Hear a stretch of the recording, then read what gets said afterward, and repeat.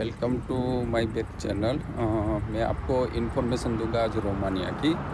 जो रोमानिया के अंदर जो जॉब करने के लिए आते हैं उसके अंदर मैं इलेक्ट्रिकल के बारे में आज आपको मैं पूरी डिटेल्स बताऊंगा कि इलेक्ट्रिकल के अंदर कौन सी वैकेंसी यहाँ पे होती है, और दूसरी बात कि इलेक्ट्रिशियन के अंदर कितनी आपकी सैलरी होती है, दूसरा कि ओवर टाइम होते हैं कि नहीं, दूसरी बात कि ओवर टाइम होता है तो उसका कितना मिलता है पेमेंट, वो सब मैं आपको डिटेल्स बताऊंगा आज।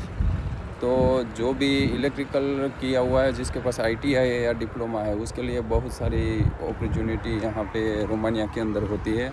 रोमानिया के अंदर सबसे ज़्यादा वैकेंसी इनके लिए होती है कंस्ट्रक्शन के अंदर। जो बिल्डिंगें बनती है, रेसिडेंस बनते हैं, उनके अंदर इलेक्ट्रिकल वायरिंग के लिए सिंगल फेज और 3 फेज दोनों वायरिंग के लिए वैकेंसी होती है। ज़्यादातर इलेक्ट्रिकल की वैकेंसी यहाँ कंस्ट्रक्शन के अंदर होती है। दूसरी की इलेक्ट्रिकल की वैकेंसी है वो मैन्युफैक्चर के अंदर भी होती है। जैसे मैन्युफैक्चर के अंदर कोई मशीनरी बनती है तो मशीनरी के अंदर इंस्टॉलेशन, जो वायरिंग रहता है, वो पैनल बोर्ड बनाना, वो सब पूरी उनकी जो वायरिंग होती है उनका बहुत सारा वर्किंग होता है। या मेंटेनेंस जिसने किया हुआ है उसको मेंटेनेंस का भी एक्सपीरियंस होता है, तो कंपनी उनके हिसाब से मेंटेनेंस के अंदर भी वैकेंसी होती है। मोस्टली यहाँ पे सैलरी देखा जाए तो 3500 ले से होके मिनिमम 4500 ले तक सैलरी मिलती है। दूसरी बात कि लंच के लिए पेमेंट मिलता है और एकोमोडेशन फ्री में मिलता है। और दूसरी बात कि मानो कि आपकी जो एकोमोडेशन है वो रेसिडेंस से एकोमोडेशन है वो कंपनी से लॉन्ग है, तो वो आपको टिकट पे करते हैं, यानी कि जो ट्रैवलिंग अलाउंस है वो भी देते हैं। तो ये जो मेन बात हो गई। और दूसरी बात कि वर्किंग यहाँ पे कंस्ट्रक्शन के अंदर अच्छा भी है, लेकिन जब स्नोफॉल के टाइम, ठंडी के टाइम बहुत दिक्कत वाला काम होता है, क्योंकि आपको कंस्ट्रक्शन के अंदर ओपन साइड के ऊपर, मानो कि अभी जो भी बिल्डिंग बनती है उसके अंदर काम करना रहता है, तो ठंडी ज़्यादा रहती है, तो थोड़ा दिक्कत वाला काम होता है। लेकिन और दूसरी बात कि यहाँ पे जो इंडिया से है वो थोड़ा डिफरेंट वर्किंग है यहाँ पे।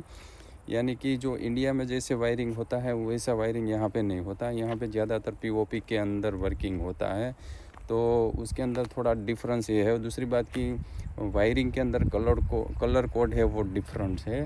दूसरी बात कि आपको अगर मानो कि कंस्ट्रक्शन के अंदर आप इलेक्ट्रिशियन पोस्ट के ऊपर आ रहे हैं, तो आपको एक ये भी बात होनी चाहिए कि आपको ड्राइंग आना चाहिए, क्योंकि यहाँ पे मोस्टली वायरिंग है वो ड्राइंग के ऊपर होता है।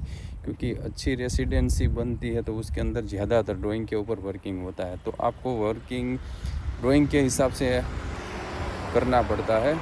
जैसे अपने इंडिया में डायरेक्ट वायरिंग होता है छोटे छोटे रेसिडेंट के अंदर, यहाँ पे ऐसा नहीं होता, क्योंकि यहाँ पे गवर्नमेंट के रूल्स रेगुलेशन के हिसाब से और कलर कोड के हिसाब से, साइज़ के हिसाब से कैसे वायर यूज़ होता है, केबल यूज़ होता है, 3 फेज वायरिंग कैसे होता है, डिस्ट्रीब्यूशन वायरिंग कैसे होता है, मेन पैनल बोर्ड वायरिंग कैसे होता है, ये सब चीज़ आपको आनी चाहिए। तो आपको अच्छी सैलरी भी मिलती है। दूसरी कि आपको 1 साल कंप्लीट करने के बाद आपको पोस्ट के अंदर और सैलरी के अंदर आपको है ज़्यादा सैलरी मिलने का चांसेस भी है। ज़्यादातर मोस्टली 2 इयर्स का आपको जो वीज़ा मिलता है। और दूसरी बात कि जो कंपनी को आपको काम अच्छा लगता है तो वो एक्सटेंशन करते हैं, यानी कि 2 साल के बाद आपको और आपका वर्क परमिट आपको आपका जो टीआरसी वो रिन्यू हो जाता है। तो ये इलेक्ट्रिकल की बात हुई। अभी मैन्युफैक्चर के अंदर, यानी कि मशीनरी जो बनती है या कोई भी ऑटो स्पार्ट बनते हैं, सीएनसी मशीनरी है, तो उसका मान जानो कि मेंटेनेंस, जिसको उनके डिटेल्स उनको पता है, मानो कि उन्होंने मेंटेनेंस किया है, उनके पास एक्सपीरियंस है, तो बहुत सारी वैकेंसी है। वो मेंटेनेंस के अंदर जो भी निकलती है इंडस्ट्री के अंदर, बहुत सारी वैकेंसी होता है, जिसके अंदर मशीनरी का सर्विसिंग करना रहता है, बाद में उनका मेंटेनेंस करना रहता है, सिंगल फेज कोई भी जो वायरिंग होता है उसका भी काम करना पड़ता है, मेंटेनेंस सारा रहता है वो भी करना पड़ता है। तो इलेक्ट्रिकल ये जो है इंडस्ट्रियल के अंदर हो गया। दूसरी बात कि कभी कभी ऐसा भी इलेक्ट्रिकल वर्किंग होता है कि जो बड़ी बड़ी कंपनियां बनती है, शेड बनता है, तो शेड के ऊपर भी इलेक्ट्रिशियन की बहुत वैकेंसी रहती है। यानी कि जो शेड के ऊपर भी, शेड यानी कि जो कंपनियां बनती है उसके अंदर जो वायरिंग होता है वो भी उनके लिए भी वैकेंसी बहुत होती है। दूसरी बात कि कहीं बड़ा बड़ा जो वेयर हाउस है उसके अंदर भी इलेक्ट्रिशियन की वैकेंसी होती है। यहाँ पे ज़्यादातर है मेंटेनेंस वर्किंग बहुत कम रहता है, इंडस्ट्री के अंदर ज़्यादातर रहता है, लेकिन कंस्ट्रक्शन के अंदर इतना वायरिंग नहीं रहता, मेंटेनेंस नहीं रहता। यानी कि मेंटेनेंस वाले कोई भी बंदे को ये जो है वो जॉब नहीं रखते हैं। नया कंस्ट्रक्शन के लिए जो वायरिंग वगैरह सब रहता है उसके अंदर ही मोस्टली वैकेंसी रहती है। दूसरी बात कि जो भी 2 इयर्स का एक्सपीरियंस है इलेक्ट्रिकल का आपके पास, तो आपको चांसेस ज़्यादा है आने के लिए। दूसरी बात कि यहाँ पे ओवर टाइम मिलता है, कोई कंपनी के अंदर ओवर टाइम नहीं रहता, तो सैटरडे संडे छुट्टी रहती है। कोई कंपनी है तो उसके अंदर सैटरडे 1 डे है वो ओवर टाइम रहता है। कोई कंपनी ऐसी है कि उसके अंदर 2 घंटा 3 घंटा डेली का ओवर टाइम रहता है, वो कंपनी के ऊपर डिपेंड है।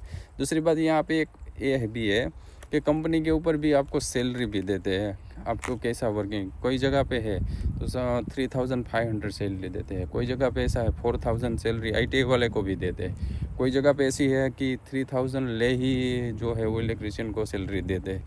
ये वो कंपनी के ऊपर डिपेंड है। ऐसा कुछ नहीं है कि इलेक्ट्रिशियन है 2 साल का एक्सपीरियंस है उनको 4000 सैलरी देंगे, ऐसा कोई कंफर्म है नहीं। वो कंपनी के ऊपर डिपेंड है और इंटरव्यू लेने वाले बंदे के ऊपर डिपेंड है कि आपको कितनी सैलरी देना है, आपके पास क्या एक्सपीरियंस है, आप काम कर सकते हैं कि नहीं कर सकते, ये सब उनके ऊपर डिपेंड है। ज़्यादातर क्या रहता है कि जो जिसको ड्राइंग आता है वो फिटिंग कर पाता है, कम्प्लीटली अकेला काम कर सकता है, तो उसको 6 महीने के अंदर भी सैलरी बढ़ती है। मेरे साथ में बहुत सारे ऐसे बंदे हैं उनको 6 महीने 7 महीने में भी सैलरी बढ़ी हुई, क्योंकि उनका काम अच्छा था, इसलिए उनको सैलरी भी बढ़ा के लोग दे देते हैं। तो यहाँ पे ज़्यादातर जो लोगों को एक्सपीरियंस है उनको आना चाहिए, वरना यहाँ आने के बाद बहुत दिक्कत होती है।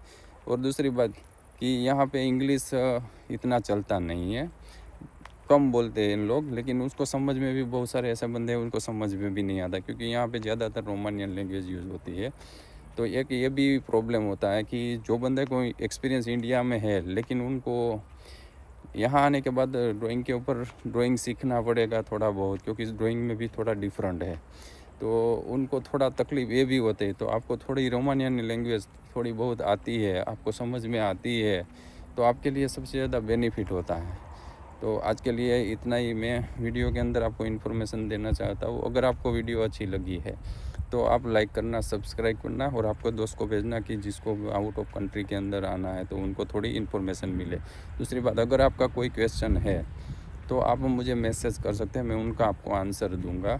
जो भी क्वेश्चन है आप कर सकते हैं। और दूसरी बात कि इलेक्ट्रिकल के अंदर यहाँ पे सबसे ज़्यादा इंडियन लोग है, पाकिस्तानी लड़के भी है, श्रीलंका वाले भी है, तो नेपाल वाले भी है।